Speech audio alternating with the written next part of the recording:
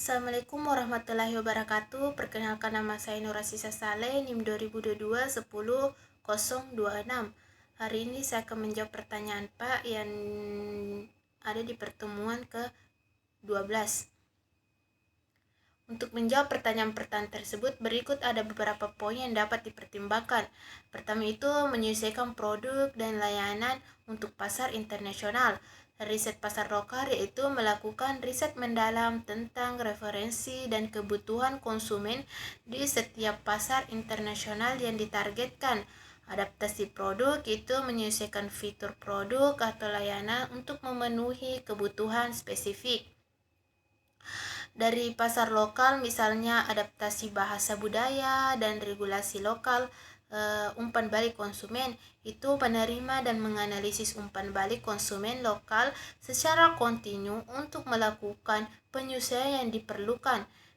Selanjutnya, kerjasama lokal, berkolaborasi dengan mitra lokal untuk memahami dan memenuhi kebutuhan pasar setempat.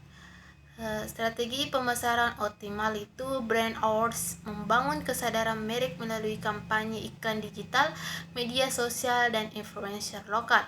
Penyesuaian pasar pemasaran itu menyesuaikan pesan pemasaran untuk sesuai dengan nilai dan budaya lokal. Partisipasi dalam pameran dagang, mengikuti pameran dagang internasional dan lokal untuk meningkatkan visibilitas. Program loyalitas, membuat program loyalitas khusus untuk pasar baru untuk membangun basic pelanggan yang kuat. Mengelola risiko dan kepatuhan itu konsultasi hukum, bekerja sama dengan konsultasi hukum lokal untuk memastikan kebutuhan terhadap peraturan setempat. Pelatihan keputusan, melatih karyawan tentang regulasi dan kebijakan yang relevan di setiap pasar.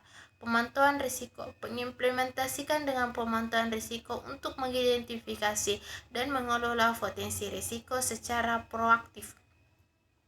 Asuransi risiko, menggunakan asuransi untuk melindungi perusahaan dari risiko yang tidak terduga. Evaluasi dan pemantauan kinerja, indikator kinerja utama atau KPI, menetapkan KPI yang spesifik untuk mengukur kinerja operasional dan keuangan di setiap pasar. Laporan berkala, menyusun laporan berkala untuk meninjauan kinerja dan membuat keputusan berdasarkan data.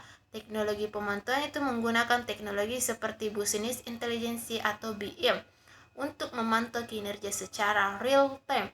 Umpan balik dari pasar, mengumpulkan umpan balik dari konsumen dan mitra bisnis untuk mengevaluasi efektivitas strategis yang diterapkan.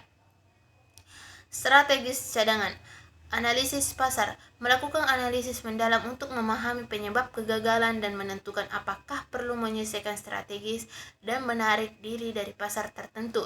Diverifikasi risiko, menerapkan diverifikasi risiko dengan tidak tergantung pada satu pasar tunggal. Rencana kontingensi, menyusun rencana kontingensi yang dapat segera ditetapkan jika ekspansi tidak berjalan sesuai rencana. Evaluasi berkala, melakukan evaluasi berkala terhadap kinerja ekspansi dan membuat penyesuaian yang diperlukan. Sekian penjelasan saya. Wabillahi taufiq wal hidayah. Assalamualaikum warahmatullahi wabarakatuh.